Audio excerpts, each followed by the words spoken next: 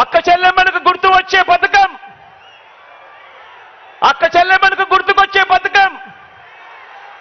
చంద్రబాబు పేరు చెబితే అక్క చెల్లెమ్మలకు గుర్తుకొచ్చే పథకం కనీసం ఒక్కటంటే ఒక్కటైనా ఉందా అని అడుగుతా ఉన్నాను ఇదే పెద్ద మనిషి చంద్రబాబు నాయుడు గారిని.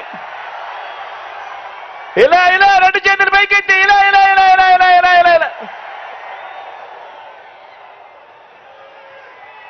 చంద్రబాబు పేరు చెబితే బడికి వెళ్ళే పిల్లలకైనా కాలేజీకి వెళ్ళే పిల్లలకైనా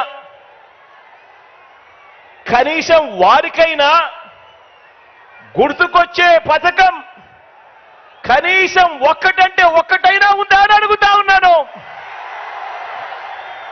రెండు చేతులు పైకెత్తి ఇలా ఇలా ఇలా ఇలా ఇలా ఇలా ఇలా ఇలా ఇలా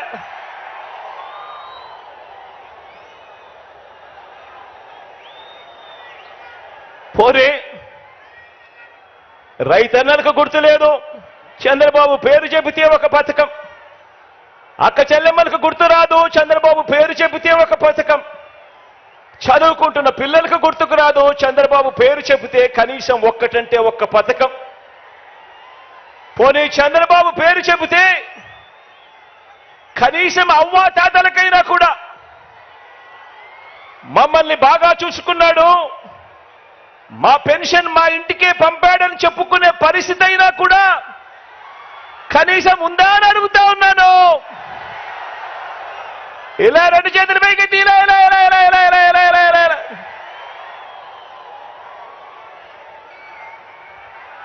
చంద్రబాబు పేరు చెబితే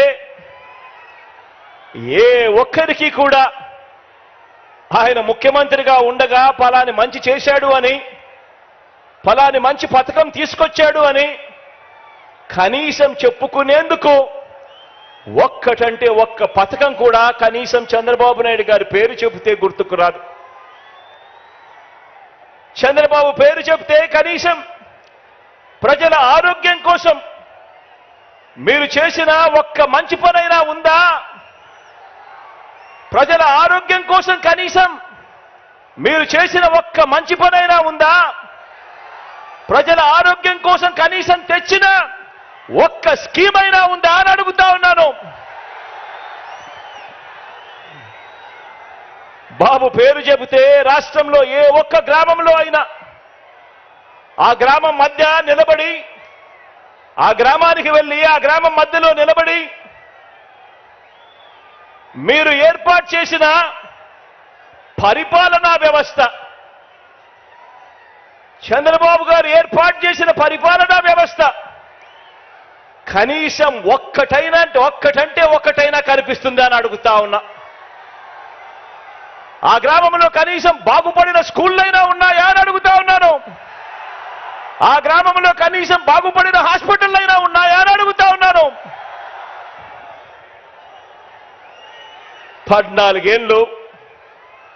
14 సంవత్సరాలు ముఖ్యమంత్రిగా పరిపాలన చేశాడు, 3 సార్లు ముఖ్యమంత్రి అయ్యాడు.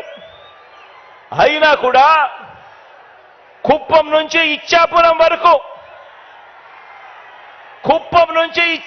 వరకు ఏ గ్రామంలో అయినా సరే ఎవరైనా కూడా ఆ గ్రామంలో ఆగినా ఆ గ్రామంలో అయ్యా చంద్రబాబు మీ మార్క్ ఎక్కడైనా ఉందా అని అడుగుతా ఉన్నాను. ఇదే పెద్ద మనిషిని చంద్రబాబు నాయుడు గారిని ఈ వేదికపై నుంచి. బాబు పేరు చెబితే సామాజిక న్యాయం అనే పదం, చంద్రబాబు పేరు చెబితే సామాజిక న్యాయం అనే పదం కనీసం ఏ ఒక్కరికైనా కూడా గుర్తుకు వస్తుందా అని అడుగుతా ఉన్నాను. ఈ పెద్ద మనిషి చంద్రబాబు పేరు చెబితే ప్రతి సామాజిక వర్గాన్ని కూడా ఎన్నికలప్పుడు మేనిఫెస్టోలో రంగురంగులుగా రాయడం, ఆ తర్వాత సామాజిక వర్గాలన్నింటినీ మోసం చేయడం, ఇదే ఆనవాయితీగా పెట్టుకున్నాడు ఈ పెద్ద మనిషి చంద్రబాబు నాయుడు గారు. 1995 అప్పుడు చూసినా, 1999 పోనీ అప్పుడు చూసినా, లేక 2014 పోనీ అప్పుడు చూసినా కూడా సీఎం అయిన ఇదే పెద్ద మనిషి చంద్రబాబు గారు ఈ 3 సందర్భాలలో కూడా తెలుగుదేశం పార్టీ తరఫున తెలుగుదేశం మేనిఫెస్టో అంటూ ఇచ్చి మీరిచ్చిన మేనిఫెస్టోలో ఏనాడైనా కూడా కనీసం 10% అమలు చేశారా అని అడుగుతా ఉన్నాను ఇదే వేదికపై నుంచి ఇదే పెద్ద మనిషి చంద్రబాబు నాయుడు గారిని. గతం ప్రజలకు గుర్తుండదు అన్న నమ్మకంతో ఇప్పుడు మరోసారి అలాంటి అబద్ధాలు, అలాంటి మోసాలు, మరో మేనిఫెస్టో పట్టుకొని బంగారు కడియం ఇస్తానని ఊబులోకి దింపి మనుషులను తినేసే కథ ఆ పులి మాదిరిగా ఈరోజు ఎర చూపిస్తా ఉన్నాడు ఈ పెద్ద మనిషి చంద్రబాబు నాయుడు గారు. రంగురంగుల మేనిఫెస్టో అంటున్నాడు, 6 స్కీములు అంటాడు, ఇంకా 6 రావాల్సినవి ఉన్నాయి అని అంటాడు. రంగురంగుల మేనిఫెస్టోతో మళ్ళీ మోసం చేసేందుకు బయలుదేరాడు ఈ పెద్ద మనిషి. నిజంగా చంద్రబాబు నాయుడు గారి మనస్తత్వం ఎలాంటిది అనంటే, చేసేది ఎలాగో మోసమే కాబట్టి అబద్ధాలు చెప్పేటప్పుడు బాబు దారిద్ర్యం ఎందుకు అన్నది బాబు నైజం. ఎలాగూ చేసేది లేదు, ఎలాగూ చెప్పేది అబద్ధాలు, ఎలాగూ చేసేది మోసమే కాబట్టి ఇక ఎలాగో మోసమే చేస్తా ఉన్నప్పుడు ఇక నోటికి కట్టడి ఎందుకు, అబద్ధాలు చెప్పేటప్పుడు బాబు దారిద్ర్యం ఎందుకు అన్నది బాబు నైజం.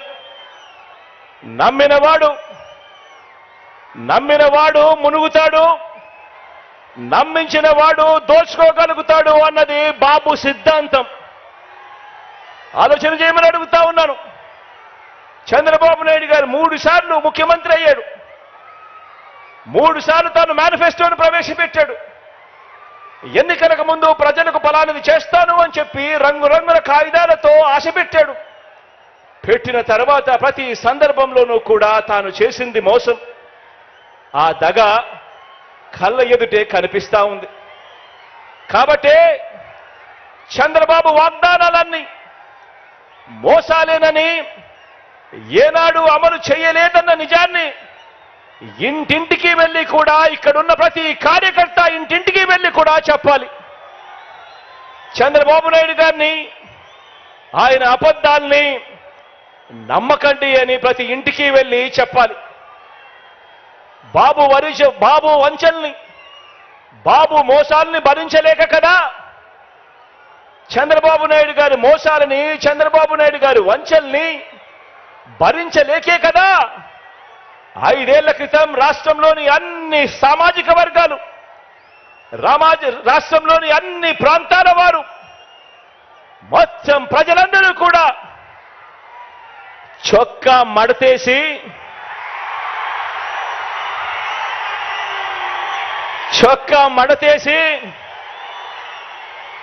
బాబుకున్న కుర్చీలను కూడా మడిచి చీపుళ్లతో ఊడ్చి వారి పార్టీని శాసనసభలో 102 నుంచి 23కు తగ్గించారు కదా అని అడుగుతా ఉన్నాను. అదే పని మరోసారి చేయడానికి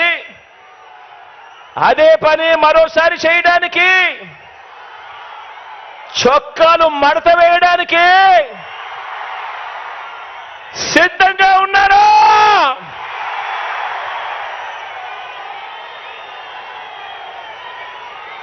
ఈ చంద్రబాబును సవాల్ చేస్తా ఉన్నాను. 14 ఏళ్ళు సీఎంగా ఉన్న మీ పేరు చెబితే ఇదే పెద్ద మనిషిని చంద్రబాబు నాయుడు గారిని ఇక్కడి నుంచి సవాలు విసురుతా ఉన్నా. 14 సంవత్సరాలు ముఖ్యమంత్రిగా పరిపాలన చేశారు. 14 ఏళ్ళు సీఎంగా ఉన్న మీ పేరు చెబితే గుర్తుకొచ్చేది వెన్నుపోట్లు, మోసాలు తప్ప మీ పేరు చెబితే కనీసం ఒక్కటంటే ఒక్క మంచి స్కీమ్ అయినా గుర్తుకొస్తుందా అని అడుగుతా ఉన్నాను. కనీసం మీరు చేసిన ఒక్కటంటే ఒక్క మంచైనా గుర్తుకొస్తుందా అని అడుగుతా ఉన్నాను. 2 చేతులు పైకెత్తి ఇలా ఇలా ఇలా ఇలా ఇలా ఇలా ఇలా ఇలా ఇలా ఇలా ఇలా ఇలా. మరి ఈ పెద్ద మనిషి చంద్రబాబు నాయుడు గారు చేయలేని పనులన్నీ దేవుడు దయతో మనం కేవలం ఈ 57 నెలల పాలనలోనే ఎంత చిత్తశుద్ధితో ఎంతటి మమకారంతో చేశామో ఇవాళ 4 మాటలతో వివరిస్తాను. ఆ పథకాలన్నీ ఇక మీదట కొనసాగాలంటే ప్రతి పేద కుటుంబానికి, ప్రతి రైతన్నకు, ప్రతి అక్క చెల్లెమ్మకు, ప్రతి విద్యార్థికి, ప్రతి అవ్వాతాతకు, ప్రతి సామాజిక వర్గానికి ఎంతటి అవసరమో మన పాలన ప్రజలందరికీ వివరించే బాధ్యతను మనమంతా కూడా తీసుకోవాలి. ఇంతకు ముందే నేను చెప్పాను, ఈ 57 నెలల్లో కని విని ఎరగని విధంగా విప్లవాత్మక మార్పులు తీసుకొచ్చాం. ప్రతి అక్క చెల్లెమ్మ హృదయాన్ని తట్టాం, ప్రతి రైతన్న మనసులో నిలిచాం, ప్రతి అవ్వ తాత చిక్కటి చిరునవ్వుల్లో నిలిచాం, చదువుకుంటున్న ప్రతి పిల్లాడి మనసులో గుండెలో కూడా నిలిచాం. విప్లవాత్మక మార్పులు తీసుకొచ్చి అడుగులు వేశాం. ఈ విప్లవాత్మక అడుగులు ఇంకా కొనసాగాల్సిన అవసరం ఎంత ముఖ్యమో, ఎంత అవసరమో ప్రతి ఇంట్లో ఉన్న ప్రతి అక్కకు చెప్పాలి, ప్రతి చెల్లెమ్మకు చెప్పాలి, ప్రతి ఇంట్లో ఉన్న ప్రతి అన్నకు తమ్ముడికి చెప్పాలి, ప్రతి రైతన్నకు చెప్పాలి, ప్రతి అవ్వ ప్రతి తాతకు కూడా మనమంతా కూడా తీసుకొని పోయి చెప్పాలి. ఈ పథకాలను అందుకున్న ప్రతి ఒక్క కుటుంబం మనకొక స్టార్ క్యాంపెయినర్గా వారందరూ కూడా ఇంట్లో నుంచి బయటికి రావాల్సిన అవసరం ఉంది అని చెప్పి ఆ అవసరాన్ని వైఎస్ఆర్సీపీలో ఉన్న ప్రతి కార్యకర్త, ప్రతి నాయకుడు, ప్రతి వాలంటీర్ ఇంటింటికి వెళ్ళి ప్రతి ఒక్కరికి కూడా వివరించాలి. వారిని పోలింగ్ కేంద్రానికి తీసుకొచ్చి ఫ్యాన్ గుర్తు మీద ఓటు వేయించాల్సిన అవసరం గురించి ఆ ప్రతి ఇంట్లో కూడా చెప్పాల్సిన అవసరం ఉంది. మనం చేసినవి చెప్పాలి, వాటి కొనసాగింపు ఎంత అవసరమో ప్రతి ఇంట్లో కూడా వెళ్ళి చెప్పాలి. ఈరోజు నేను చెప్తా ఉన్న ప్రతి మాట కూడా జాగ్రత్తగా ఆలోచన చేసి వినమని చెప్పి కోరుతా ఉన్నాను మీ అందరితో కూడా. మన వైఎస్ఆర్సీపీకి ప్రజలు 2019లో ఒక్కసారి అధికారం ఇస్తేనే, మొదటిసారి ఛాన్స్ ఇస్తేనే రైతులకు అదనంగా ఇంతకు ముందు ఎప్పుడూ కూడా రైతన్న చూడని విధంగా ఒక రైతన్నకు రైతు భరోసాను తీసుకొచ్చి ఇచ్చాం. గ్రామాలలో రైతన్నకు చేయి పట్టుకుని నడిపించే ఆర్బీకే వ్యవస్థను గ్రామ స్థాయిలోకి తీసుకొని వచ్చి రైతన్నకు తోడుగా నిలిచాం. పగటి పూటే రైతన్నకు 9 గంటల పాటు ఉచిత విద్యుత్ ఆ రైతన్నకు తన గ్రామంలోనే అందుబాటులోకి తీసుకొచ్చాం. మొట్టమొదటిసారిగా ఏ సీజన్లో నష్టం జరిగితే ఆ సీజన్ ముగిసేలోగానే రైతన్నకు ఇన్పుట్ సబ్సిడీ ఇవ్వటం మొదలెట్టింది మీ బిడ్డ ప్రభుత్వం వచ్చిన తర్వాతనే. రైతన్నలకు మొట్టమొదటిసారిగా ఎప్పుడూ జరగని విధంగా ఉచిత పంటల బీమా ఇస్తా ఉన్నది కూడా మీ బిడ్డ ముఖ్యమంత్రి అయిన తర్వాతనే. గతంలో ఎప్పుడూ కూడా ఏ రైతన్నా కూడా చూడని విప్లవాత్మక మార్పులు ఇవి. ఒక రైతన్నకు రైతు భరోసాతో రైతన్నను తోడుగా ఉంటూ ఆదుకుంటూ ఇన్ని కార్యక్రమాలన్నీ కూడా జరిగిన పరిస్థితులు కేవలం మీ బిడ్డ పాలనలోనే జరిగాయి. ఈ పథకాలన్నీ కూడా ప్రతి రైతన్నకు కొనసాగాలన్నా, రైతులను పీడించే బాబు మార్కు దళారీ వ్యవస్థ మళ్ళీ రాకూడదన్నా, అందుకోసం ప్రతి ఒక్క రైతన్న కూడా బయటికి రావాల్సిన అవసరం ఉంది. స్టార్ క్యాంపెయినర్లుగా ఆ రైతన్న ముందుకొచ్చి ఇంకో 100 మందికి చెప్పవలసిన అవసరం ఉంది అని చెప్పి ప్రతి ఇంటికి వెళ్ళి ప్రతి రైతన్నకు కూడా చెప్పమని కోరుతా ఉన్నాను. ఈరోజు విందు భోజనం పెడతా అని, బిర్యానీ పెడతా అని మోసపూరిత ఆశ చూపించి చంద్రబాబు ఇప్పుడు మనం పెడతా ఉన్న అన్నాన్ని గిన్నెని రెండింటినీ కూడా రైతన్న దగ్గర నుంచి లాక్కోవటానికి అడుగులు వేస్తా ఉన్నాడు. గతంలో ఇదే పెద్ద మనిషి చంద్రబాబు నాయుడు గారు తాను బేషరతుగా చేస్తానన్న 87,612 కోట్ల రూపాయల రుణమాఫీని ఓ మోసంలా ఎలా మార్చాడో ప్రతి రైతన్నకు కూడా గుర్తు చేయాల్సిన అవసరం మనలో ఉన్న ప్రతి కార్యకర్తకు ఉంది.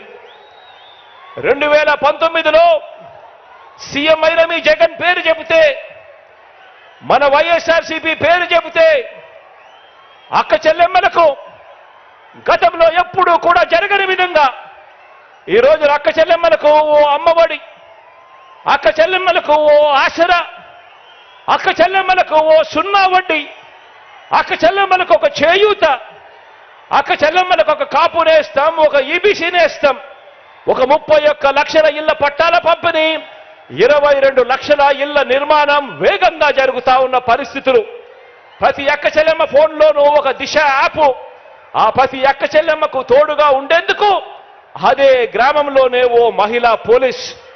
ఇవన్నీ కూడా గతంలో ఎప్పుడూ జరగని విధంగా మీ బిడ్డ ముఖ్యమంత్రి అయిన తర్వాతనే ఇవన్నీ కూడా అడుగులు పడ్డాయి, జరుగుతా ఉన్నాయి.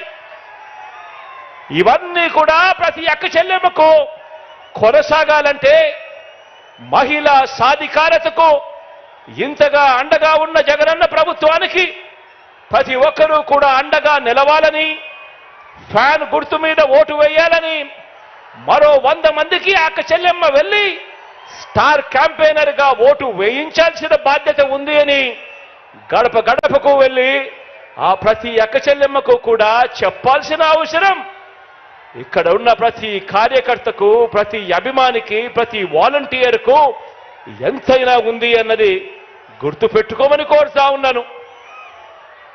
ఆ ప్రతి ఇంటికి వెళ్ళినప్పుడు ఆ అవ్వ తాతల చిరునవ్వుల మధ్య వాళ్ళందరికీ కూడా ఒక్క మాట చెప్పండి, ఆ అక్క చెల్లెమ్మలకు చెప్పండి, ఫ్యాన్ ఎప్పుడు ఇంట్లోనే ఉండాలి,